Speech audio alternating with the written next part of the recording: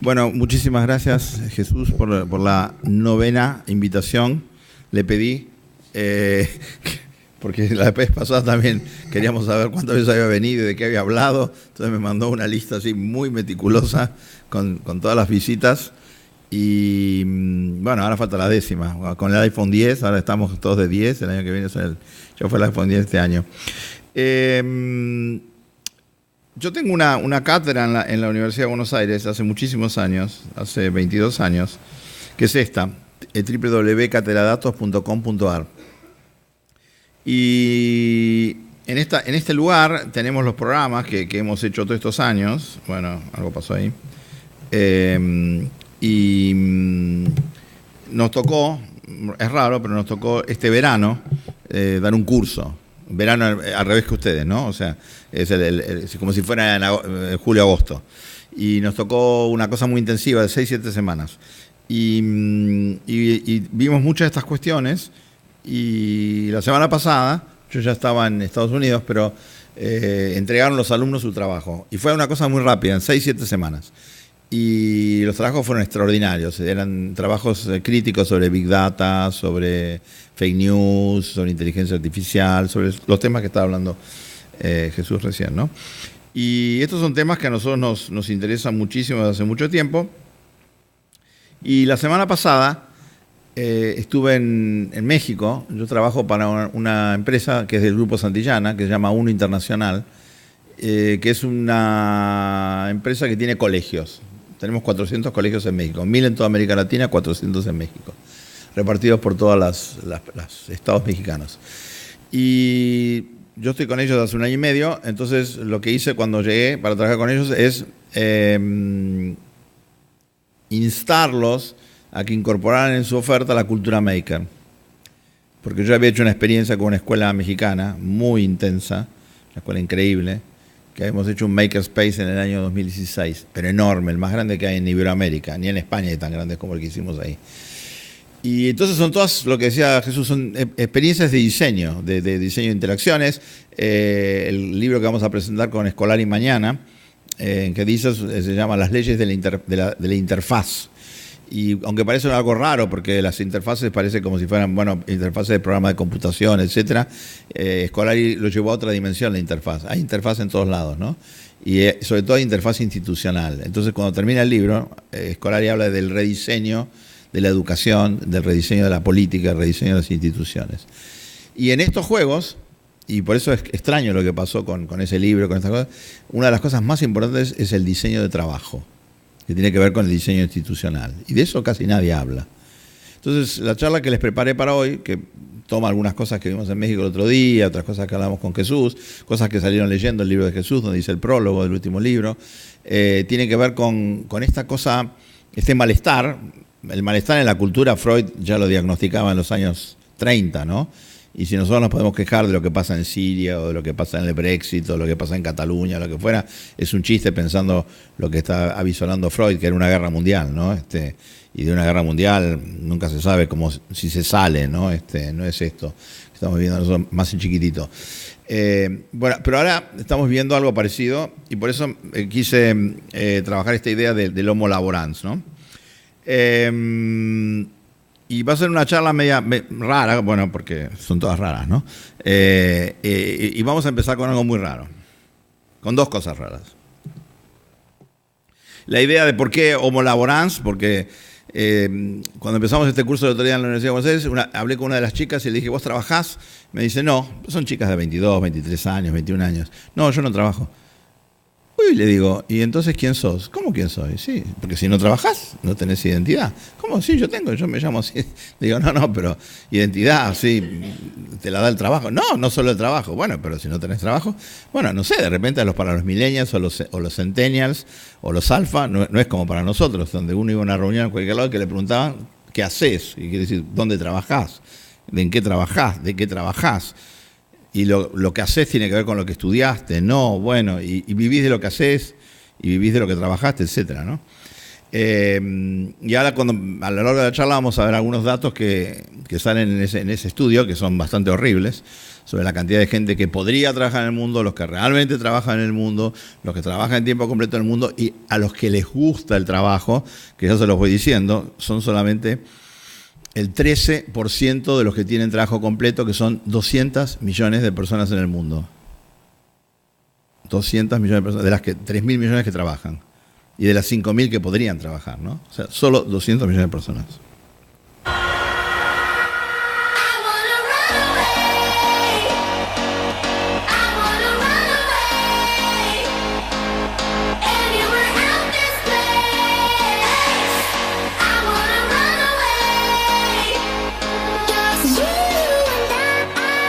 Bueno, este señor está trabajando.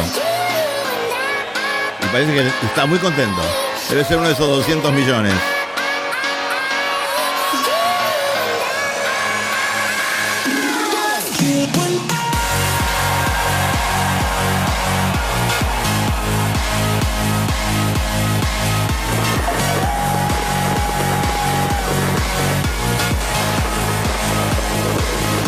Están muy contentos. Bueno, yo no sé si todos podríamos tener trabajos así, ojalá, ¿no? Pero a mí lo que me interesa no es el trabajo, sino el buen trabajo. ¿Y qué es el buen trabajo? Y el buen trabajo es algo que uno hace, se lo remunera por eso, lo hace bien a uno, lo perfecciona, lo convierte en una mejor persona, lo convierte en un nodo dentro de una red, lo convierte en alguien que potencia sus habilidades, pero es algo que también le sirve a la comunidad. No es algo que queda encapsulado en uno, sino que tiene un carácter transitivo. Ese es un buen trabajo. Y la hipótesis de esta gente, y con Jesús estamos totalmente de acuerdo, en el mundo el PBI mundial es 80 billones de dólares. 80 billones de dólares. O sea, 80 millones son 80 millones de millones, 80 billones de dólares. Y parece un montón. Es un montón. Si uno compara con décadas precedentes, siglos precedentes, es un montón. Pero no es nada comparado con lo que podríamos hacer si mucha más gente trabajara en cosas que le interesan, en cosas que sirven y en cosas que importan. Si ya no tuviéramos bastantes cuestiones para preocuparnos, ustedes tienen otras aparte, nosotros tenemos las nuestras en Argentina, ustedes tienen las suyas acá, en Cataluña. Yo el otro día no sabía qué poner, si venía a Cataluña, si venía a España, si venía a Europa. Dije, voy a Europa. No sé, es bastante grande. Si todo eso no fuera bastante complicado, aparece esto.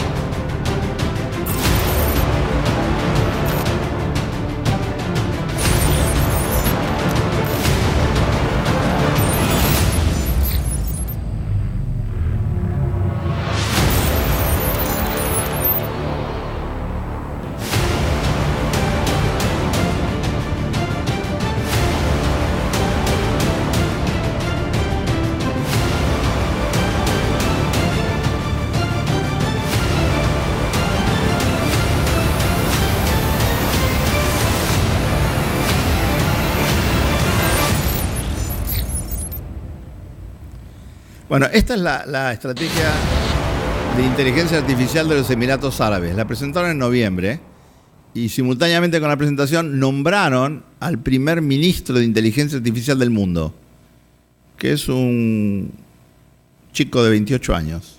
Ese es el ministro de inteligencia artificial de los... ellos no hablan de estrategia digital, hablan de estrategia de inteligencia artificial. Entonces, como esto está dando vueltas, nosotros nos vamos a meter en todas estas cuestiones. Y lo primero es que vamos a tratar de detectar cuál es el pulso del mundo.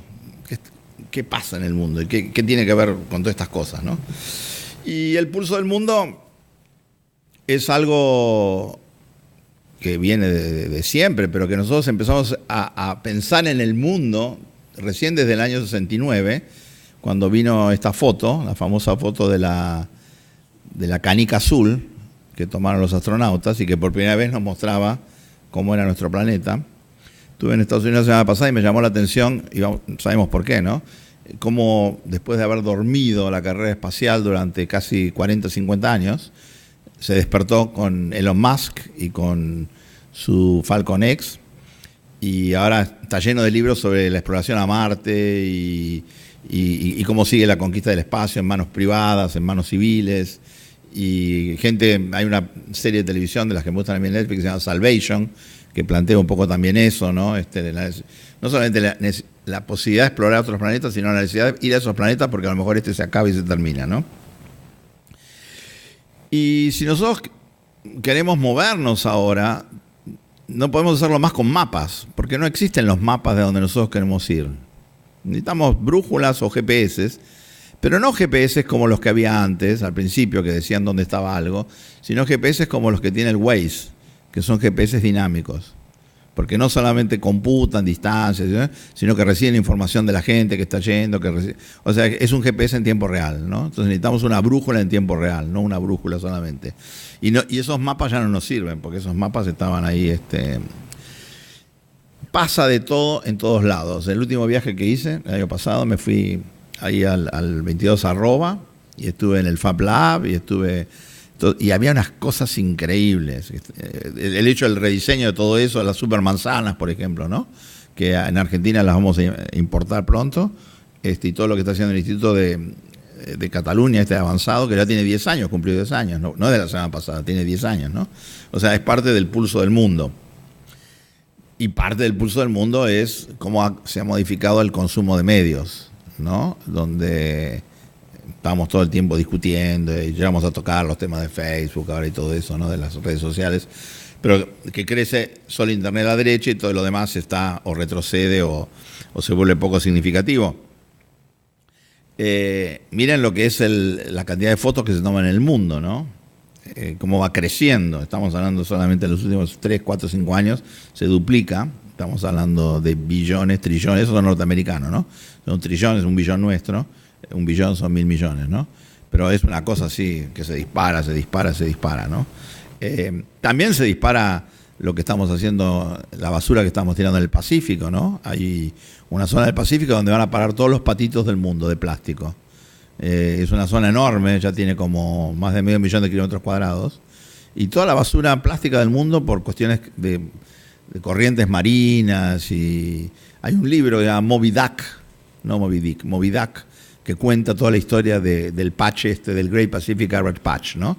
O sea, yo creo que un poco ese malestar al que aludía Jesús antes tiene que ver con que no vamos a encontrar ni todo bueno ni todo malo. Vamos a encontrar mezclas tremendas de cosas buenísimas y de cosas malísimas, y muy mezcladas, y donde todos, de alguna manera, somos copartícipes de eso, ¿no? Y esto fue la sensación del año, ¿no? Porque poner una nave en el espacio cuesta $300 millones. Pero si uno puede reutilizar los cohetes, ya baja 90. En este caso igual se perdió uno. Miren lo que es eso. Eso me hacía acordar a 2001, ¿no? Cuando bailaba con el Vals de Strauss, la nave esa de Stanley Kubrick, ¿no? Y esto de este chiste que fue la operación de marketing más tremenda de la historia, meter el astronauta, el pseudo-astronauta en el Tesla, ¿no? Del roadster del 2006. Es una cosa genial de Musk, que está totalmente loco, pero es esperanza más. Pero es una esperanza no vacía, no retórica, como tanta cosa se dice por ahí, sino, como decía Steve Jobs, ¿no? True artists always ship, ¿no? Los artistas cumplen. Y Musk, que es un tecnoartista, cumple y logró llevar el cohete, ¿no? Entonces, todas las semanas, esto es de la última Fast Company esta semana, las compañías más innovadoras, y al mismo tiempo, como lo comentaba recién Jesús, ¿no? Como Occidente se equivocó completamente con Xi Jinping, se creían que era una figurita más que iba a venir y irse, y el tipo se autorrelige para siempre ahora. Entonces va en la estela bien clara de Mao, Deng Xiaoping y Xi Jinping, Y eso es un país que tiene 1.300, 1.400 millones de habitantes, que tiene una autocracia indefinida, Putin también, Trump no sabemos, pero digamos, vemos esto que nos parece genial, las compañías innovadoras, al mismo tiempo vemos que no nos dimos cuenta que no vemos, que no nos dimos cuenta que se nos pasó esto, ¿no? Y no pudimos hacer nada y este chino se va a quedar para siempre.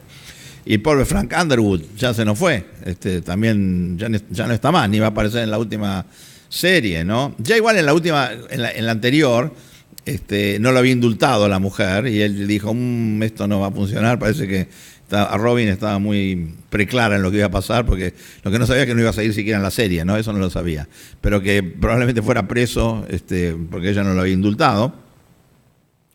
Y esto es, me parece, la mejor metáfora de la capacidad productiva que tenemos nosotros. Esto es Shanghái, esto es Pudong, esto es enfrente del Bund, en Shanghái. En 20 años, lo que era nada, un pantano, en un bosque, miren lo que se convirtió, ¿no? En una de las ciudades más dinámicas del mundo, que no tiene nada que envidiarle en muchos sentidos a Nueva York, a Hong Kong, a Miami mismo, ¿no? Porque esos edificios y ese lugar, yo estuve varias veces y es absolutamente increíble. Así como cuando uno aterriza en Nueva York y siente que está el pulso del mundo, ¿no? Que vibra Nueva York, ¿no? Que tiene el corazón, se une en unísono al de uno. Bueno, lo mismo está pasando en Shanghái ahora, ¿no? Ahora, si a Shanghái nos parece raro, miren esto. Esto es una compañía que quiere crear una torre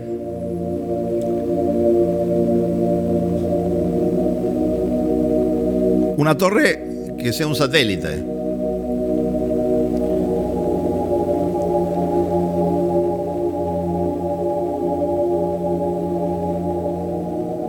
Una torre de miles de metros.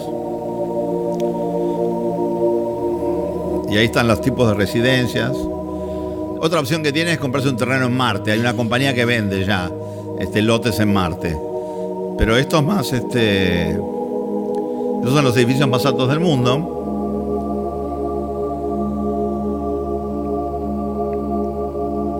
El Burj Al Arab y la torre que quieren hacer.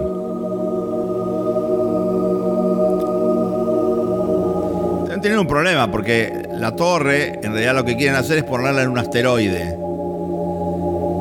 Pero el asteroide no está por ahí, hay que ir a buscarlo. Entonces primero hay que ir a buscar el asteroide, ponerlo en una órbita fija que rodea la Tierra.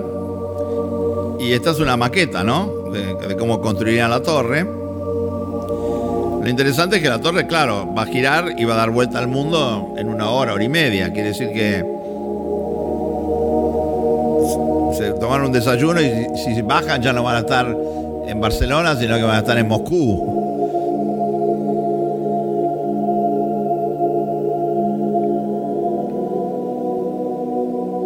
Pero estas son estas cosas de imaginación, ¿no? Tan brutales, tan interesantes y de posibilidad de hacerlo, ¿no? Porque la torre va a estar moviéndose así.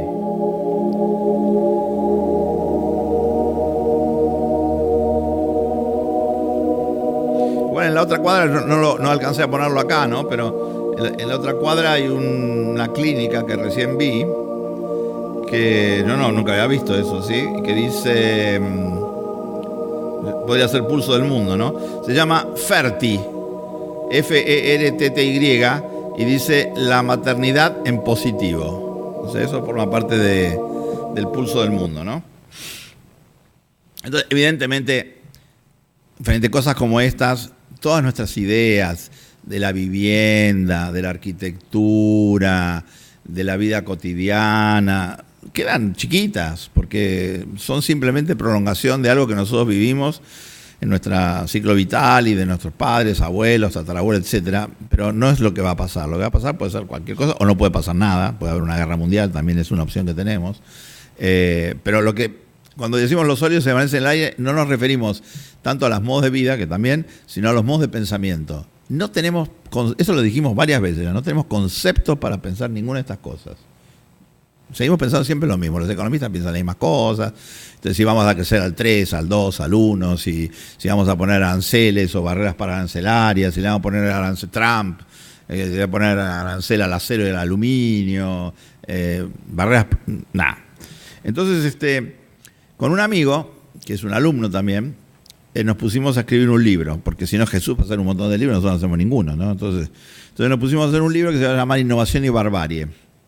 Y este es nuestro post-it del libro, que ya está bastante avanzado. Lo hicimos en el verano, porque hay que hacer las cosas rápido, en 2 meses lo hicimos.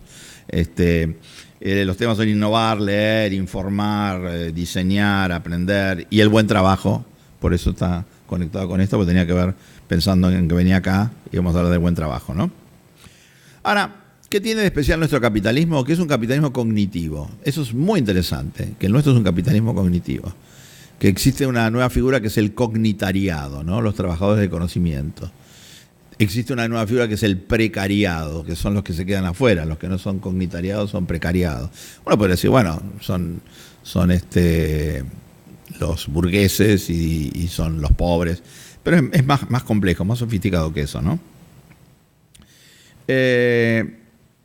Y como la inteligencia artificial cree que va a solucionar todo,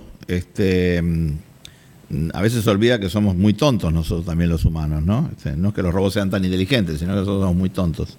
Entonces eso tenemos que tenerlo en cuenta. Ese sitio, Our World in Data, que no sé si lo mostramos el año pasado, Our World in Data, es un sitio increíble. Y forma parte de 4 o 5 nombres propios. Uno lo mencionaba Jesús hace un rato, que es Steven Pinker. Steven Pinker acaba de sacar un libro que se llama Enlightenment Now, que me llamó mucho la atención. Estuve el otro día en una provincia en Argentina y el presidente de la Cámara de Diputados, un político, pero bien de raza ese, ¿no? Había leído el libro de Pinker. Yo casi no sé qué hago, ¿viste? Me tiraba al piso, le decía, no puedo creer, señor presidente de la Cámara de Diputados, usted leyó a Pinker, le vamos a traer a Pinker. Bueno, Pinker y esta otra gente, este que está acá se llama Max Rosner, el que maneja este sitio, son neo-iluministas. O sea, son gente que, ya Pinker lo había dicho, ¿no? Porque en el libro anterior que se llama The Better de Los Ángeles, el libro de Los Ángeles, él había dicho ahí que esta época era mucho menos belicosa y mucho más tranquila y tenía un montón de datos a favor. Cuando uno mira los gráficos de este señor, es lo mismo. Fíjense, entre 1970 y 2100, la cantidad de gente con educación postsecundaria, o sea, terciaria y universitaria, ¿no?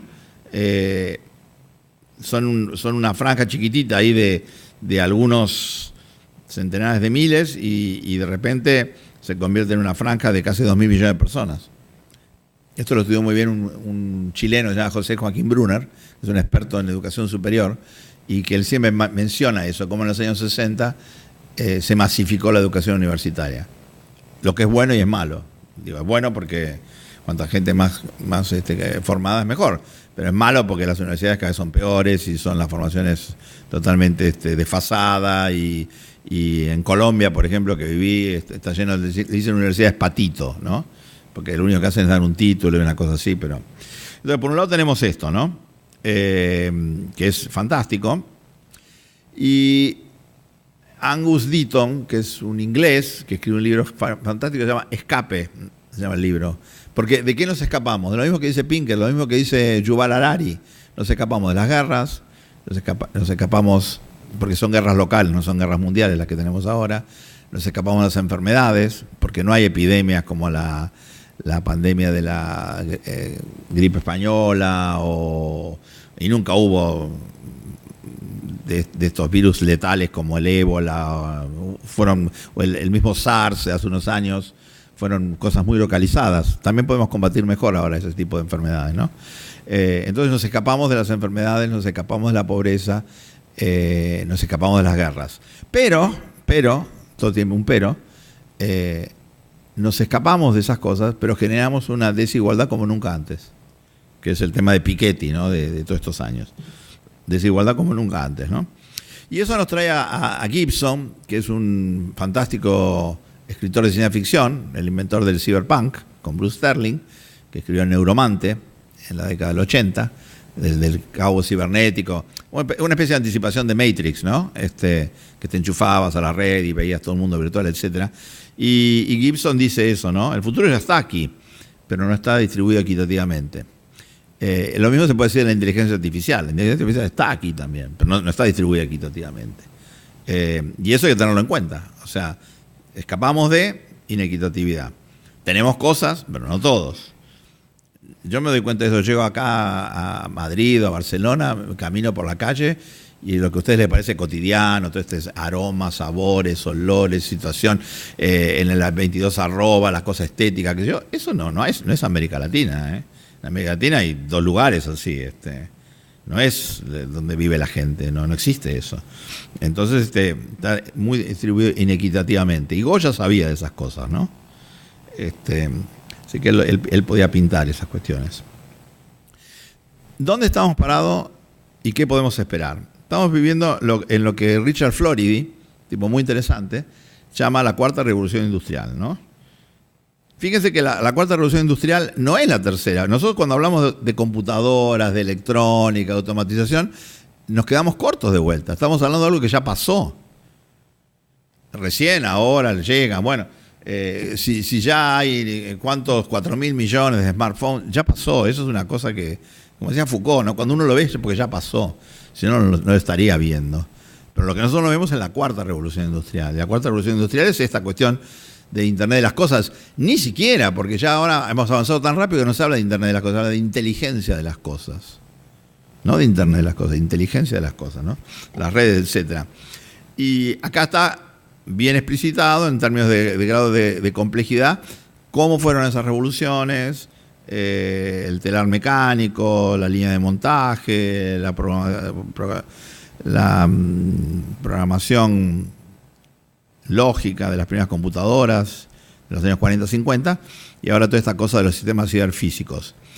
Igual, si miran para atrás, una cosa que no sé qué tiene que ver con este movimiento feminista, pero me encontré con, qué sé yo, como 3, 4 libros y ya había visto había habido una película inclusive que está empezando a mostrar cómo las mujeres, algunas mujeres, fueron relegadas o tapadas cuando se cuenta la historia de la lógica, de la computación, etcétera, ¿no?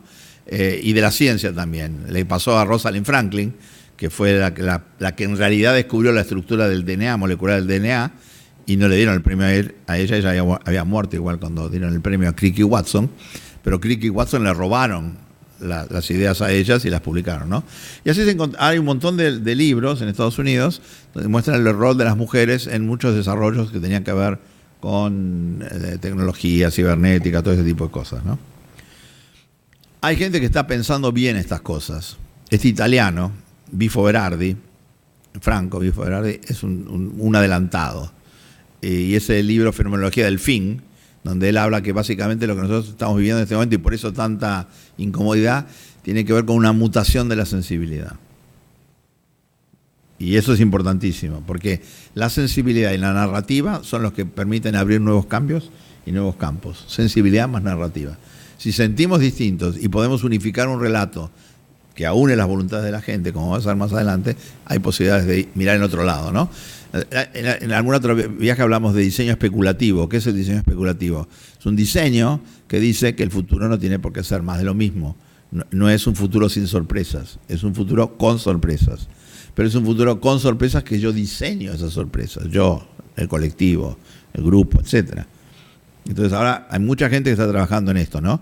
De hecho, la conferencia que hicimos, a mí me encantó porque era una conferencia para maestros, no para funcionarios, no para universitarios. Era para directores de escuelas y directivos y la llamamos Diseños de Futuros, Nuevas Narrativas. Y fue súper eléctrico porque llevamos a una especialista en diseño de futuros que hizo un trabajo con ellos, llevamos a un experto en narrativa, en storytelling, maravilloso, Pablo Bullosa, de una de las mejores charlas que he escuchado en mucho tiempo. Llevamos a un experto en nuevos medios, Iván Adaime, que está en Nueva York.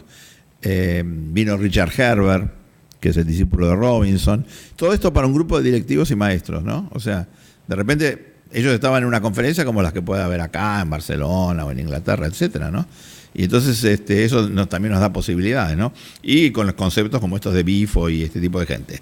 Y ahora vamos al niño bobo de este mes, que es el niñito Zuckerberg.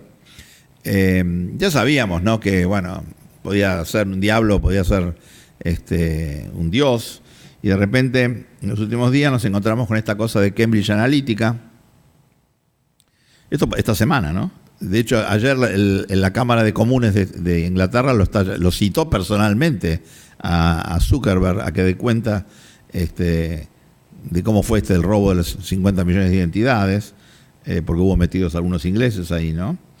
Y después, lo último es esto, ¿no? Que pasó ayer, anteayer, un coche de Uber mató a una persona. Había habido otro accidente mortal, pero ese accidente mortal había sido en un Tesla y por otro motivo, porque la persona había desconectado el piloto automático y le habían dicho que no lo hiciera, se metió bajo un coche, el coche no pudo ver un camión, hubo reflejos, se confundió, ¿no? Pero esto de que el vehículo autónomo mató a un peatón es una cosa totalmente nueva y totalmente inesperada, ¿no? ¿Por qué todo este lío con Facebook? ¿Por qué todo este lío con...? ¿Por qué se escucha todo el tiempo el pedido de regulación? Y lo van a hacer. Los van a convertir en medios, no en plataformas, en medios. ¿Por qué? Porque son tremendamente exitosas en lo que consiguieron, que es en volver adicta a la gente. La gente que trabaja en Facebook no son solo marketineros.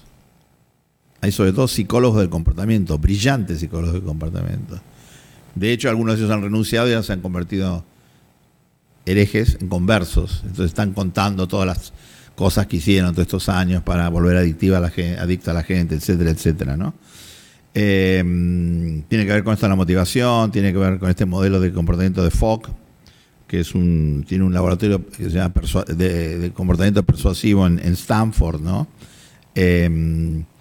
Y entonces no hay ninguna ingenuidad en lo que están haciendo todas estas empresas que se han convertido directamente, no en plataformas de interacción, se han convertido en diseñadoras de personalidades. Y trabajan básicamente con esta idea del fear of missing out, que se llama el FOMO. ¿Qué es el FOMO? El FOMO es la idea esta de que si no pertenezco, no soy. Antes uno decía, soy TV visto, luego existo. Ahora es, soy cliqueo, luego existo. Me cliquean, luego existo. Y el mejor ejemplo es Black Mirror, ¿no? Ese famoso capítulo de Black Mirror donde están todo el tiempo tratando de conseguir puntos para poder ir al casamiento y que aceptar y qué sé yo, y conseguir que el que me apruebe ya no sea mi amigo, sino directamente... Yo cada vez que voy a ponerle unos puntos a Uber, los de Uber me califican a mí. Yo le pregunté que me califiquen.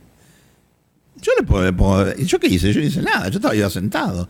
Bueno, entonces ahora todos nos calificamos a todos, ¿no?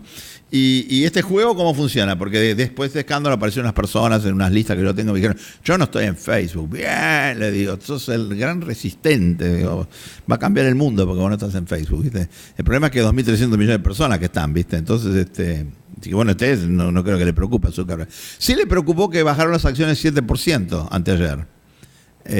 Y no sabemos a dónde va eso, ¿no?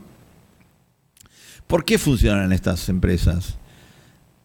Por esta cuestión de que conocen la psicología mejor que ninguno. Ellos en realidad lo que hacen es diseño de comportamiento. Hay una nueva disciplina de hace unos años que se llama la economía del comportamiento.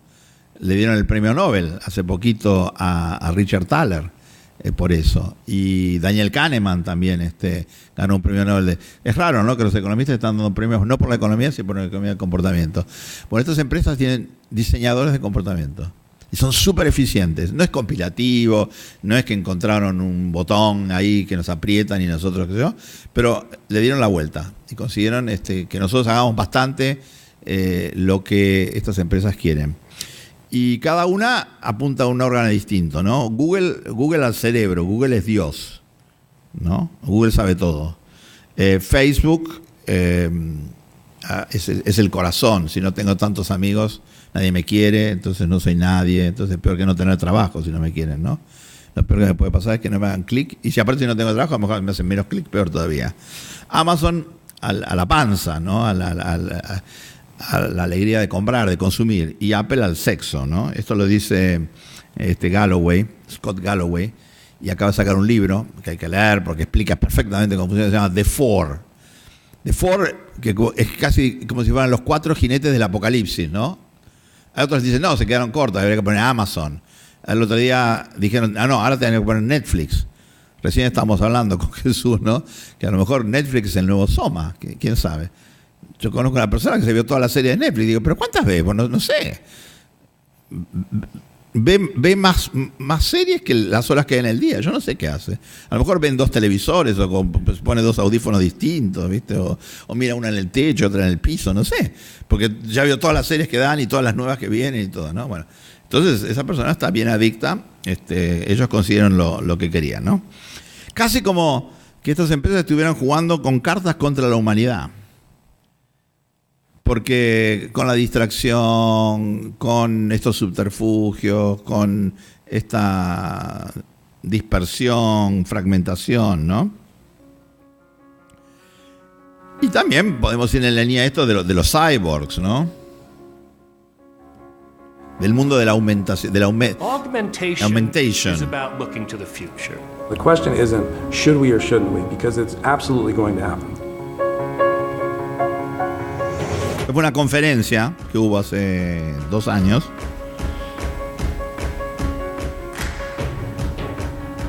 Y tiene esa cosa de la inevitabilidad. ¿Vieron que dicen? Va a pasar.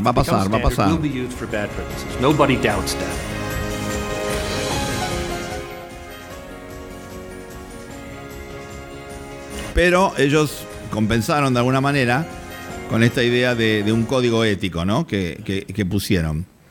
Y un autor español, que es buenísimo, un economista, Enrique Gil Calvo, hace mucho que habló de esto. Y dijo que tenemos una crisis, pero es una crisis crónica. Las crisis crónicas no tienen salida. Es una crisis permanente. Antes había una crisis, terminaba y venía la bonanza, ¿no?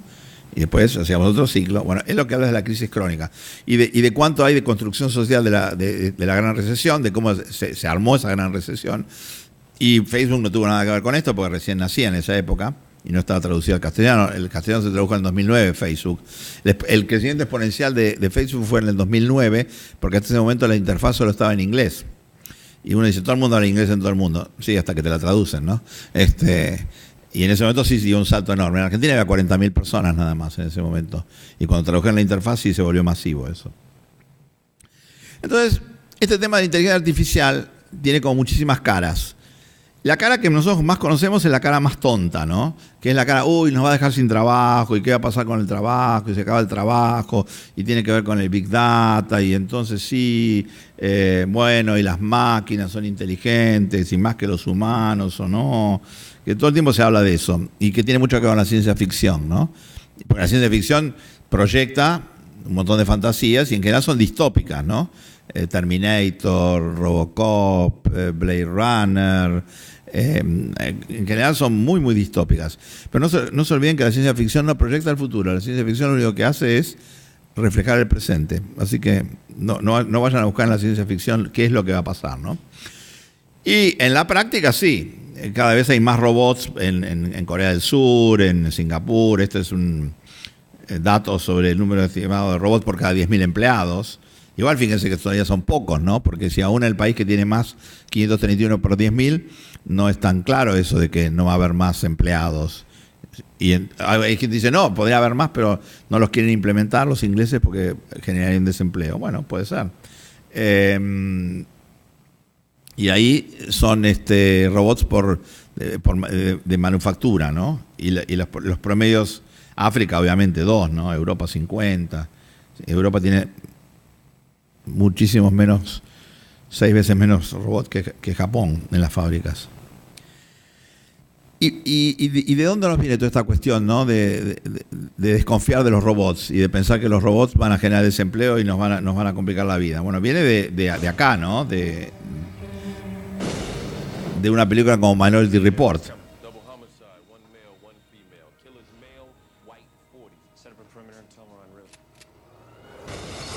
Placing you under arrest for the future murder of Sarah Marks. Give the man his hat. The future can be. Esto era súper interesante, porque esos 3 personajes, los precogs, eran vates. Ellos vaticinaban que iba a pasar en el futuro. Entonces sabían que iba a haber crímenes. Y entonces detenían a la gente antes de que los cometieran, ¿no? Y de repente alguien sospecha que esto puede tener error, porque siempre hay un backtrap door, ¿no? Y no dice, no se puede equivocar. Y de repente lo incriminan al jefe, a Tom Cruise. Y entonces No me tenés por qué perseguir. Hace 2 años salió un artículo que se llama Machine Bias, hablando de este software, Predpol. Predpol es un software que los counties de Estados Unidos que tienen policía compran para poder anticipar dónde va a haber crimen. Son como Minority Report. Entonces dicen, en tal zona va a haber más crímenes, en tal zona no, y en tal zona va a haber más crímenes cometidos por negros, y en tal zona no, y entonces se hace un loop, un feedback positivo, ¿no? Donde al final se descuidan las zonas donde el software cree que no va a haber, que puede haber problemas, y se termina encarcelando cada vez más negros. La cantidad de negros que hay en Estados Unidos encarcelados son 10 veces más que los blancos. Y aparte eso es importante porque cuando uno es arraigned, ni siquiera encarcelado, cuando uno es detenido, aunque sea por averiguación de antecedentes, eso queda registrado y el software computa eso en contra. Simplemente una detención preventiva, y eso puede hacer que nunca más consigas un trabajo. Entonces este bias del que está hablando ProPublica, que fue la que sacó este informe, es súper interesante porque está mostrando que eso de Minority Report ya tiene consecuencias prácticas y va en la línea de eso que estamos diciendo, que lío con esta cuestión de la inteligencia artificial, ¿no? Que puede ser usada para cosas muy negativas. En este esquema, después yo les voy a pasar un link para la presentación, dice, no, pero hay distintas lecturas. Están los luditas que quieren destruir las máquinas, están los utópicos digitales, como es Kurzweil, los tecnoescépticos, los que piensan que puede ser beneficioso. Y esto es una cosa bastante complicada de entender, cómo podría haber una nueva especie, que es una combinación humano-máquina, que así como teníamos el Homo habilis, el Homo cibernéticos, tendríamos el Robotus primus y el Robotus multitudinus. Serían nuevas especies. Pero es interesante esto, aunque parezca delirante, porque tiene que ver con por qué vamos a pensar que nosotros somos el fin de las especies, ¿no? Puede ser que haya, después de nosotros puede haber, y hay toda una línea de la gente del poshumanismo que están trabajando en esas cosas, etcétera, ¿no? Ahora, salgamos del delirio y bajemos a tierra. Esta es una revista que salió la semana pasada en Estados Unidos, Scientific American, todos la conocen. Y habla, es una nota que cuenta cómo los robots están empezando a aprender por sí mismos. Eso sabíamos. Porque AlphaGo, por ejemplo, que le ganó al campeón de Go, la primera versión se entrenó jugando contra jugadores humanos. Pero en la versión última jugó contra sí misma. Y ahora es imbatible. Y nunca jugó contra un humano. Quiere decir que no hace falta el humano para entrenarla, ¿no?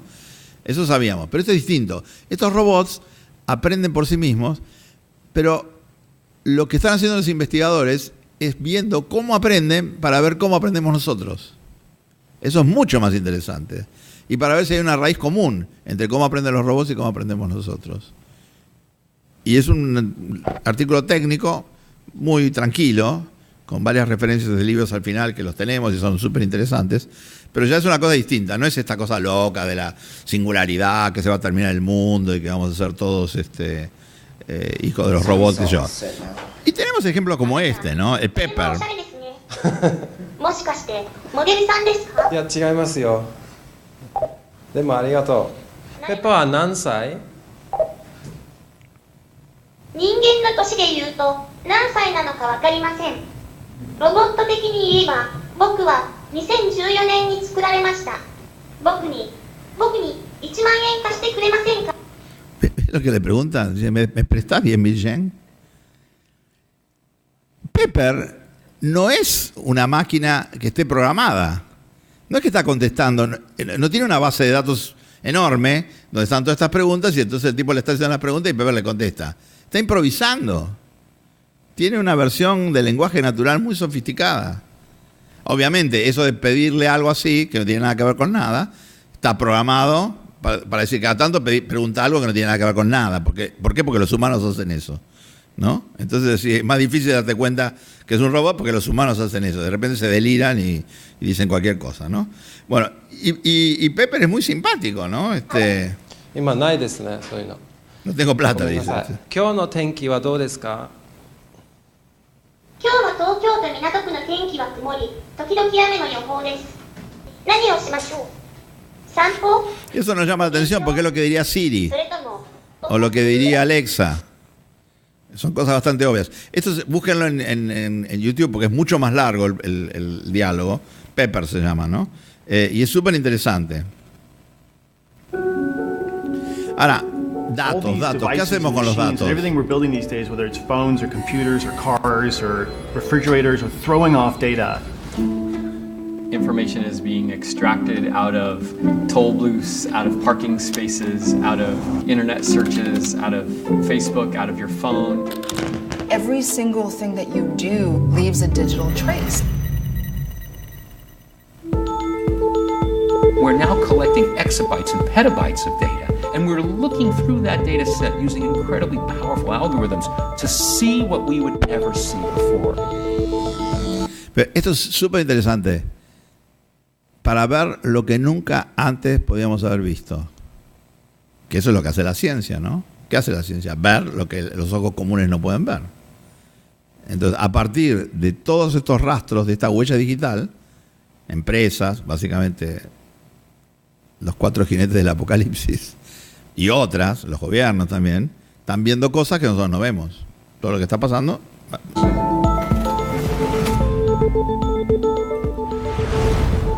The whole world is being recorded in real time.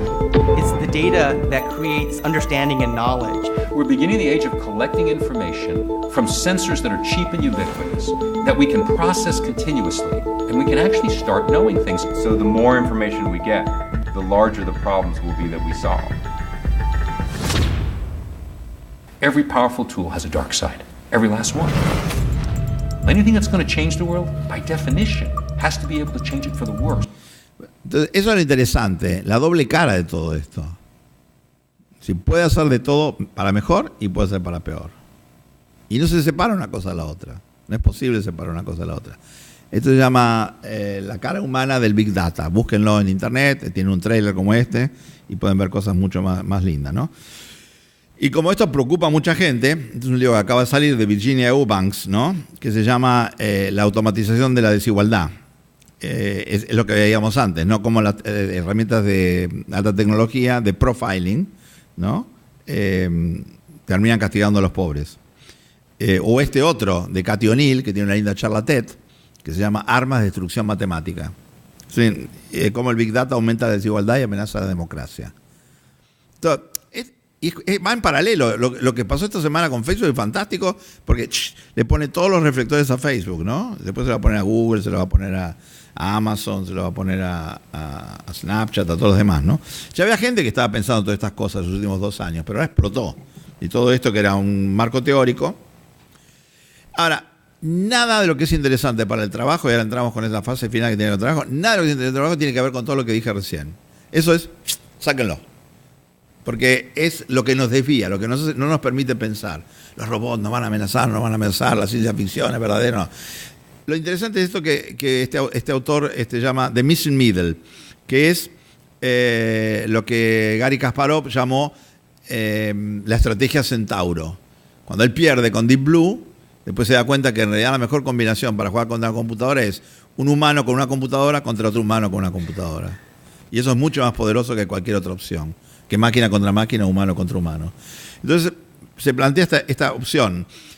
Hay cosas que los humanos vamos a hacer siempre mejor que las máquinas. Por ejemplo, llevarnos bien o mal con los humanos. Porque a los humanos nos gustan los humanos. No todos. Hay gente misántropa, misógina. Hay gente que se pone una cueva. Pero en general nos gustan los humanos. Las humanas también, ¿no? Los humanos, las humanas. Y hay actividades que van a hacer las máquinas mucho mejor que nadie. Pero esas no dudamos cuáles son. Velocidad de procesamiento, heurística. Las que no sabemos con claridad son las que están en el medio, estas actividades híbridas, donde los humanos complementamos a las máquinas y donde las inteligencias artificiales nos dan superpoderes. Y eso es interesantísimo. Me acuerdo siempre de Alien, ¿no? Cuando Sigourney Weaver se pone ese exoesqueleto gigantesco para luchar contra el alien madre, entonces como medio que compensa. Y tiene que ver con entrenar, con explicar, con sostener, con amplificar, con interactuar y con encarnar. Entonces, ya vamos cerrando con esto, ¿no?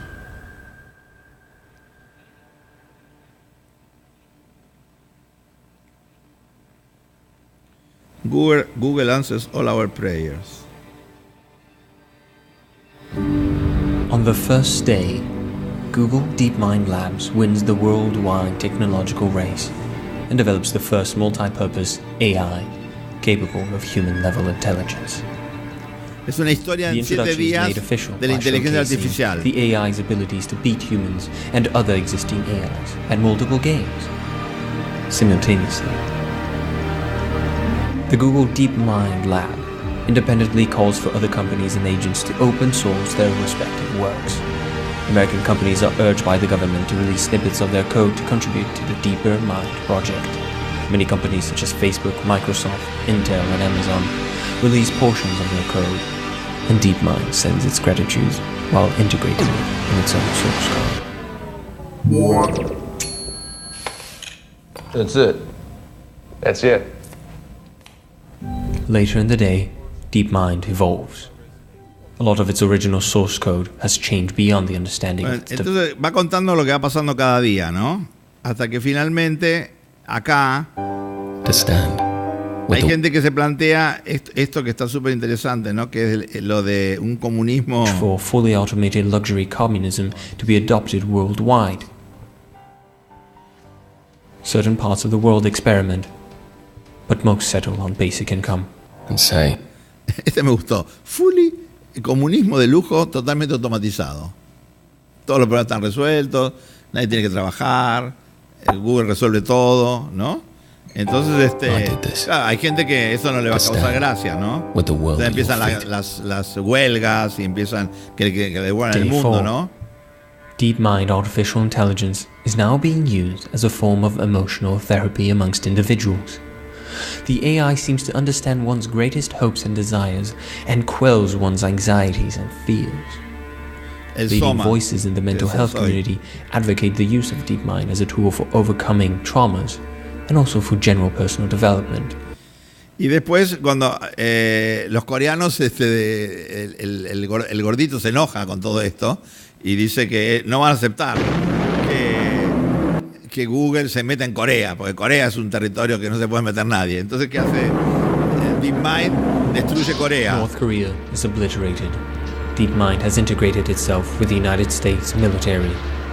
Y Google se mete, DeepMind se mete con el gobierno de Estados Unidos, ¿no? Y después en la otra etapa dice, bueno, Google le pide a la gente si quiere regalarle su cerebro y para que vivan eternamente. 3 millones de personas. Un experimento, bueno, sí, se lo dan. Y después, entonces, al día siguiente todo el mundo, los 7.000 millones de personas le dan el cerebro a Google y dice a la noche se fueron. Y se van a ver otro planeta, ¿no? Así que es un poco, no es muy simpático lo que pasa ahí. Buen trabajo. La renta básica universal, ¿o qué? Ahora se cumplen en mayo 50 años del Mayo francés, ¿no? El Mayo francés tenía muchos eslogan. Uno decía, seamos realistas, pidamos lo imposible, ¿no? Entonces, muchas de las cosas que están pasando las podríamos medir comparado con el Mayo francés y creo que salimos perdiendo en un montón de sentidos, ¿no? Pero, por otro lado, nunca hay más riqueza, nunca hubo más alfabetización, nunca hubo más gente, nunca hubo más comida, etcétera. Mientras tanto, tenemos este pequeño problema, ¿no? De que las escuelas son un desastre, el aprendizaje es maravilloso, pero no tiene lugar dentro de las escuelas. Y acá viene lo que te decía esta mañana, hace un rato, ¿no? De esos datos. Son números bien claritos, ¿no? 5, 3, y después, pero solo 1.300, 1.300 millones, eso está mal, estos son 1.300 millones. Tienen uno y solo 200 están contentos con su trabajo. Y encima, es bueno eso, odiar el trabajo, ¿no? Pero tiene que ver con la confusión entre trabajo y empleo. Y tiene que ver con una cosa que, si nosotros nos quejamos que en la universidad seguimos manejándonos preindustrialmente, porque teníamos materias cerradas, currículum cerrado, carreras cerradas, etcétera, no nos dimos cuenta que es mucho peor en el caso del trabajo. Porque los perfiles en el trabajo los da la oferta. Y la oferta es súper rígida. Y está totalmente encapsulado en tendencias que vienen de hace siglos y donde los perfiles son casi inmutables. Y eso no atiende a las posibilidades lo que puede ofrecer la gente, ¿no? Entonces, ¿cómo podríamos repensar esta historia? Primero, tenemos que cambiar la escala. No podemos estar pensando en las cosas en una semana, en un mes, etcétera. Tenemos que empezar a pensar en algo que esta gente llama el long now. El long now es el largo plazo. Salirnos del corto plazo, ¿no?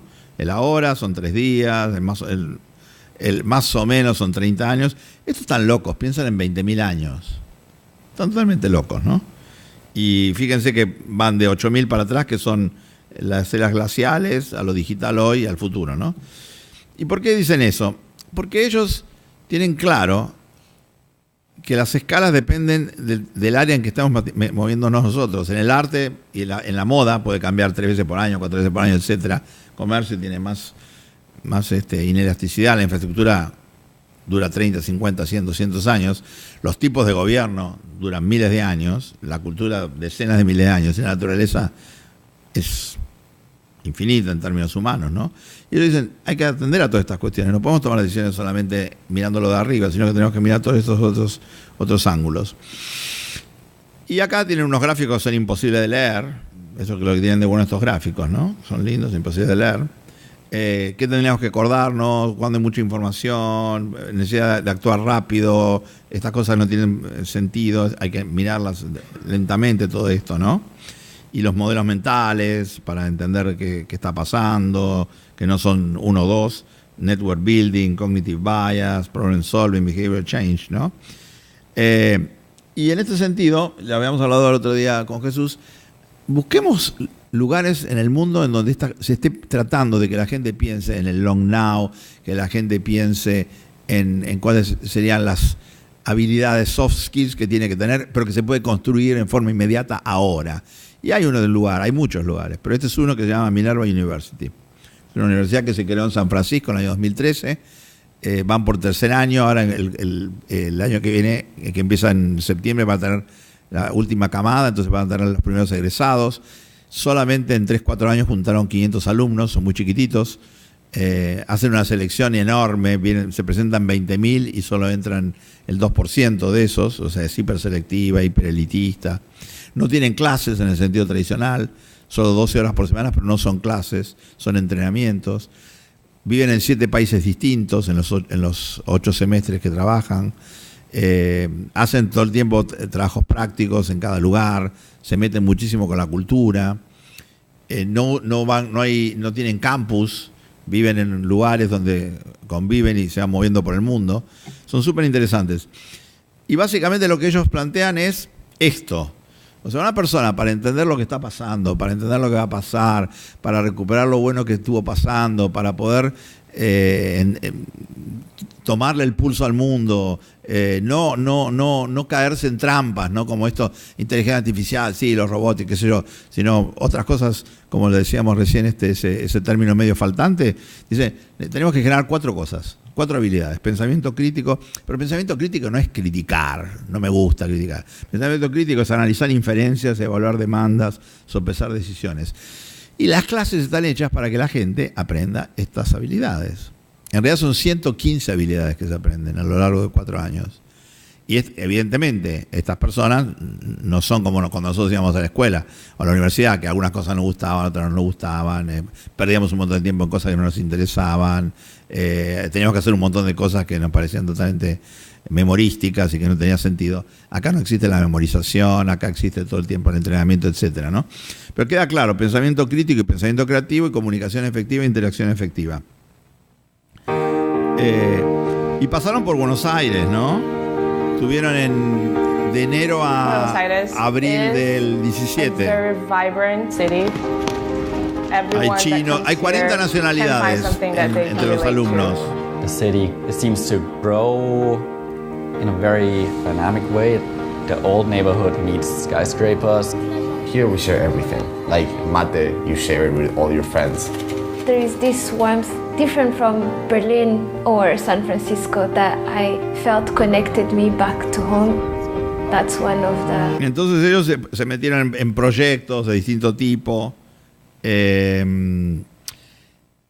y viéndolos actuar, yo estuve en varias reuniones con ellos, estuve en San Francisco con ellos, trabajé en Minero un tiempo, ahora estamos haciendo algunas cosas también, y bueno, es un modelo totalmente distinto. No es la idea de dar clase, no hay docentes en el sentido que dan clases, sino que hay un script, hay una partitura que uno tiene que seguir, que la hacen unos super especialistas, que tiene 15 páginas de partitura para una clase de 90 minutos. Entonces uno tiene que seguir la partitura, dar algunos ejemplos, etcétera. Pero es súper interesante.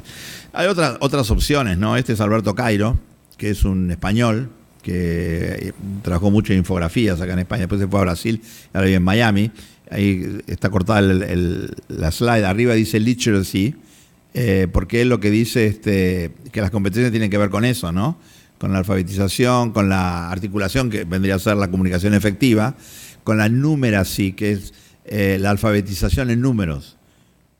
Si no entendemos los números, no sabemos qué quiere decir 1.000 millones, 5.000 millones, 80 billones, si no sabemos, no podemos juntar las cosas, no sabemos si 800 metros es muy alto, no es muy alto, el segundo tiene 500, qué diferencia. Si no nos manejamos en el mundo de los números, no podemos hacer comparaciones, es imposible. Si no sabemos cuál es el PIB de España y lo comparamos con el PIB de España de hace 10 años atrás, 20, si no sabemos tomar la inflación, la deflación, si no sabemos hacer las series estadísticas, no entendemos nada. Estamos presos del mundo de las opiniones. Esta gente habla de hacer política pública con evidencia científica, ¿no? Entonces la ciencia entra de otra manera. Y la gráfica sí que tiene que ver con todo lo que tiene, con todo este mundo de la graficación. Y otras, fíjense que hay muchos ejemplos de estos. Alfabetizaciones fundamentales, competencias, calidades del carácter, acá son 16, otros son 14, 13, pero son todas muy parecidas. Y tienen que ver permanentemente con esta idea, ¿no? De lo soft, tiene que ver con esta idea de lo crítico, tiene que ver con esta idea de la exactitud, de la precisión, y sobre todo la fundamentación y la evidencia, ¿no? Ahora, para ir cerrando y yendo a un par de temas que tienen que ver con el buen trabajo, ¿no? El futuro es de todos, no es de los políticos, no es de los... Por eso me encanta el misterio del tiempo, ¿no? Porque ahí quieren impedir que cambie el futuro, ¿no? No quieren cambiar el futuro, quieren impedir que cambie el futuro. A ver si no nace Cervantes, si no nace Velázquez, si no pintan esto y no pintan lo otro, ¿no? Y de alguna manera es un intento de controlar eso y no les sale, porque los personajes son humanos, bien humanos, y meten la pata todo el tiempo, ¿no? O sea, cambian el futuro por cuestiones personales. Entonces, ¿cómo eliminamos esa dimensión de la personalidad de lo propio, ¿no? Y acá tenemos dos elementos. Elementos le dicen en México a la policía. Una vez me dijeron, viene el Papa. Entonces dice, los elementos lo van a cuidar al Papa. ¿Los elementos? ¿Y quiénes son los elementos? Los policías. Los policías se llaman elementos, sí, elementos. Son dos elementos. Bueno, acá tenemos dos elementos, llámese libros, ¿no? Son hechos por personas, ¿no? Y estos dos elementos son este libro de Doherty, que habla del middle, y de la disrupción del desempleo, no del empleo. La disrupción del desempleo es esa antología que tiene ahí Jesús, que se puede bajar porque lo pusimos en internet, y es un PDF que se puede bajar con EPUB. Son 8 o 10 artículos maravillosos, muy sofisticados, donde básicamente el elemento que ellos insisten es el siguiente. Dicen, tenemos que dejar de hablar de trabajos como si fuera la exclusividad, la potencia de la oferta la que decide qué es el trabajo, qué es el buen trabajo. Y me hizo acordar a una persona que se llama Pierre Levy, que hace muchos años, hace como 20 años, escribió un libro que se llamaba Los árboles del conocimiento. ¿Y qué proponía Levy en Los árboles del conocimiento? Él proponía que la gente, como en el Club del Trueque, ¿no? No vendiera su fuerza de trabajo a la demanda organizada en función del empleo, sino que vendiera lo que sabía y le gustaba hacer. Por ejemplo, cocinar. O, por ejemplo, dar clases de inglés cuando uno era una maestra jubilada. De hecho, Sugata Mitra, el del Hole in the Wall, contrató a unas maestras jubiladas inglesas para que le enseñaran inglés a los chicos en la India a través de Skype. Y fue un éxito descomunal. Entonces hay un montón de saberes y de prácticas que tienen mucho que ver con lo que uno le gusta y le interesa, que no tienen valor de mercado. Entonces uno lo que tiene que hacer es, ¿quién decide lo que tiene valor de mercado? las grandes empresas, el Estado, el legacy, lo que está heredado, lo que viene. Entonces, lo que esta gente está diciendo, no, es un error garrafal eso. El buen trabajo no tiene que ver con la oferta de trabajo, sino el buen trabajo tiene que ver con las potencialidades que tiene la gente para hacer cosas. Fíjense que en el mundo tenemos esos 80 billones de dólares generados por 200 millones de personas que hacen lo que les gusta nada más. Si nosotros tuviéramos muchos, miles de millones de personas que hacen lo que les gustan, el Producto Bruto Mundial se triplicaría, se quintuplicaría. Después tendríamos que ver qué hacemos para que se distribuya la desigualdad, etcétera. Pero es muy poco lo que tenemos en términos de PBI, dado que no estamos, digamos, es algo así como que el trabajo es lo menos recuperado socialmente por las instituciones. Las instituciones que tenemos no solamente enseñan mal, pésimo enseñan, sino que no reconocen las capacidades de la gente. Al revés, las castigan. Porque en las organizaciones hay que hacer lo que dice el jefe, lo que dice el manual, lo que dice la ley, lo que dice, etcétera, etcétera, etcétera, ¿no?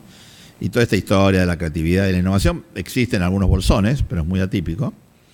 Puede ser en las startups, a veces, puede ser en empresas jóvenes, a veces, puede ser en empresas familiares, a veces, pero es muy difícil reinventar una organización grande. Cada tanto pasa, ¿no? Ahora hay una discusión con el Robert Iger, que es el CEO de Disney, que gana fortunas. El año pasado le pagaron $36 millones de bonus y este año pidió que le dieran no solamente un bonus más grande, sino que le dieran una parte proporcional de lo que sale del acuerdo si compran, no sé si es 20th Century Fox o una de esas cosas, ¿no? Que es una venta por $50.000 millones. El tipo quiere una parte grande. Entonces lo que está diciendo la gente dice, este tipo no piensa en la sucesión, él lo único que piensa es en su bolsillo, ¿no? Y lo que pasa en las organizaciones. Entonces lo que dice Geoffrey Moore, que es uno de los capítulos de acá, es cómo se libera valor, y hay que entenderlo en detalle, tiene que ver con los clanes, tiene que ver con las cadenas de valor, tiene que ver, después esto, cuando se empieza a comodificar se convierte en líneas de montaje y después en automatización, ¿no? Pero él muestra permanentemente cómo este es un ciclo recurrente y cómo uno puede liberar valor de los lugares más insólitos, de las formas más interesantes y más creativas. Y que no tiene nada que ver con lo que llamamos hoy oferta de trabajo o con perfiles de trabajo. Porque nosotros decimos, bueno, se mejoró, por ejemplo, la posibilidad de reclutar, porque yo pongo, en vez de poner mi currículum, llevarlo a una empresa o a 2, a 5, si hago fotocopias, lo pongo en un tercerizador como es Boomerang, o cualquiera de estos que recopila currículum, ¿no? Y escribo el currículum de manera tal que el buscador, cuando lo lea, me encuentre y destaque algo en mí, porque es como cuando uno quiere que Google lo ponga alto en la posición. Entonces, a lo mejor no estoy diciendo lo que sé hacer, sino cómo me puede rankear mejor. Pero de todas maneras no estamos haciendo nada del macheo con los intangibles que tiene cada uno y con los vocacionales, se llaman, ¿no? Hay gente que dice que la vida de las personas se divide en dos: la no vida de lunes a viernes y la vida de sábado y domingo, ¿no?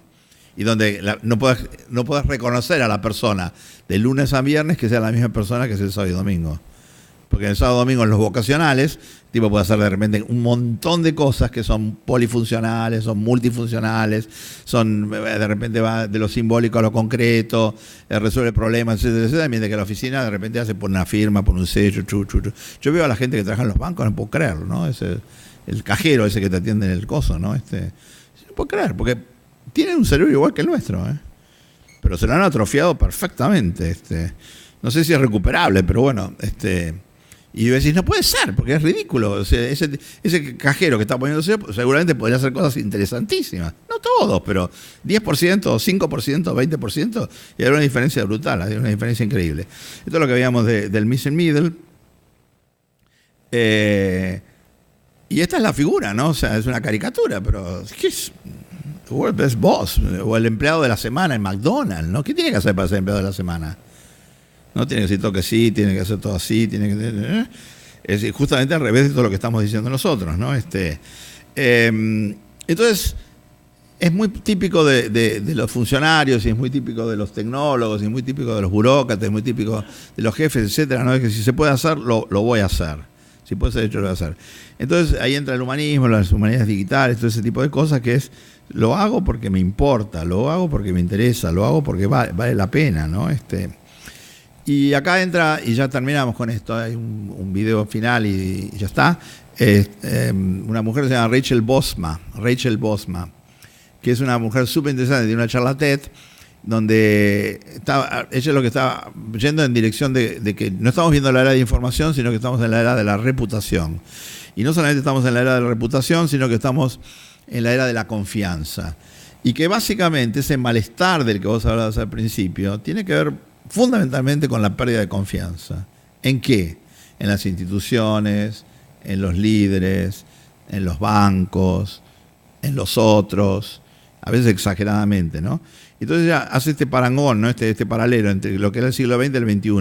Lo que antes era crédito, ahora lo llamamos reputación, que es otra cosa totalmente distinta. En lo que antes era publicidad nos interesa la comunidad, donde antes privilegiábamos la propiedad individual, empezamos a hablar de lo compartido, de lo compartible, y donde del hiperconsumo pasamos al consumo colaborativo. Una de nuestras grandes amigas, Elvisa Primavera, que está acá en Suiza, ella trabaja mucho, desde hace muchísimos años, con Sofi Álamo, que está ahí atrás, trabajó mucho con todo lo que tiene que ver con la economía colaborativa. Y Elisa, en una nota que escribió hace poco, decía: las dos cosas que nosotros tenemos que cambiar para poder avanzar en esta dirección es el valor de la escucha y el valor del consumo. O sea, tenemos que reducir exponencialmente el consumo y tenemos que aumentar exponencialmente la escucha, el escuchar, el atender a la diferencia. ¿Por qué las clases son tan horribles, no? Porque los docentes no escuchan nada, se escuchan a sí mismos. En sociedad donde estamos nosotros tenemos una galería de narcisistas, ¿no? A ver quién dice la cosa más linda y quién se escucha más tiempo, ¿no? Y tienen una cosa que se llama teóricos que duran 2 horas y las usan hasta el último minuto. 120 minutos, ¿no? de autoescucharse. Cuando probablemente hay otra gente que dice lo que le voy a empezar a dar es la clase con la boca cerrada, ¿no? Y escuchar qué es lo que está pasando. Para entretenerse podrían estudiar este gráfico, esto les llevaría unas semanas nada más, que es cómo articulan el espacio del talento, el espacio de las soluciones, el espacio de la inteligencia y el espacio de la tecnología, ¿no? Donde todos los rasgos estos tienen que ver con empoderar a la gente, con diseñar la realidad, con habilitar la acción y con entender la realidad. Estuve la semana pasada con una persona que hacía años que quería conocer, que se llama Richard Saul Burman. Es el que inventó las charlas TED. Y yo lo quería conocer al tipo, no sé para qué, pero quería conocerlo. Entonces me enteré que estaba en Miami, le mandé un mail y digo, ¿lo puedo ir a ver? Me dijo, no recibo extraños los fines de semana, pero el fin de semana empieza el viernes a las 4 de la tarde, así que si viene antes, venga, si quiere. Bueno, muy animado el muchacho, ¿no? Tiene 83 años, entonces fui a la casa, llegué, me atendió muy bien. Acaba de sacar un libro que es un mamotreto así gigante, que pesa como 10 kilos, que se llama Understanding, ¿no? Comprendiendo la comprensión, que es un poco la historia de su vida. Escribió 90 libros sobre temas de entender, de arquitectura y de información. Es increíble el libro, bellísimo como está. Dice, un amigo me lo financió y yo no sabía cómo hacerlo, entonces contraté a una chica que sabía usar InDesign y me lo hizo acá en mi casa, vino, me lo hizo. El libro es impresionante como está hecho, ¿no? Y él lo que me decía era que siempre, en todas las cosas que él había hecho, y ahora estaba cada vez más convencido, que para actuar primero hay que entender. Y que justamente todo lo que hace, ahora es todo al revés. Primero se actúa y después vemos. Es como con la policía, ¿no? Se supone que la policía dice alto o disparo. No, disparo y vemos, ¿no? Bueno, acá pasa lo mismo. O sea, uno hace un plan de acción, viene al gobierno, hace toda una discusión con Colau y con ¿cómo se llama? La Carmena. Sobre si el estilo de gobierno que tienen, que es el micromanagement y resolver cosas concretas, es un estilo político, es nada más que un estilo espectacular. Bueno, entonces lo que decía Burman era primero entender y después actuar. Y todo esto que yo les conté viene de todas las cosas que venimos haciendo con un montón de gente en los últimos años.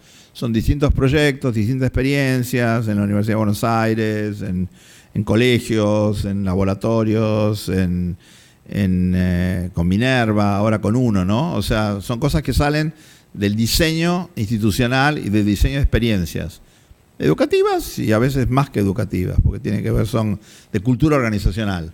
son intentos, lo que está haciendo Jesús, lo que están haciendo ustedes acá trabajando, ¿no? Es decir, bueno, siempre se puede ir un poquito más. Ojalá se pudiera ir mucho más, pero también se puede hacer nada, ¿no? Como pasa en otros lados. Entonces, ¿qué se consigue en esos lugares? Bueno, testear, probar, averiguar, investigar y ir corriendo los límites. Un poquito. Obviamente, con el caso de Minerva, que empieza desde cero, se pueden hacer millones de cosas, porque no hay sistemas de legacy, no hay sistemas heredados. La transformación puede ser mucho más profunda. Pero eso es muy atípico. Uno siempre viene y la institución lo precede en décadas o siglos, y uno le toca su periodo de trabajo y trata de ampliar los límites, y trata de conjugar, y trata de tomar el pulso del presente, ¿no? Tomar el pulso del presente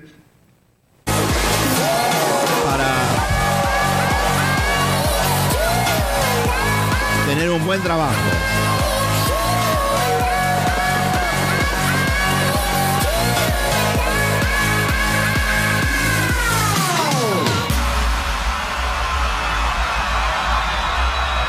Hay que ir a esos espectáculos, pero lo más lindo es ser VJ. Eso es un buen trabajo. Continuará. Gracias.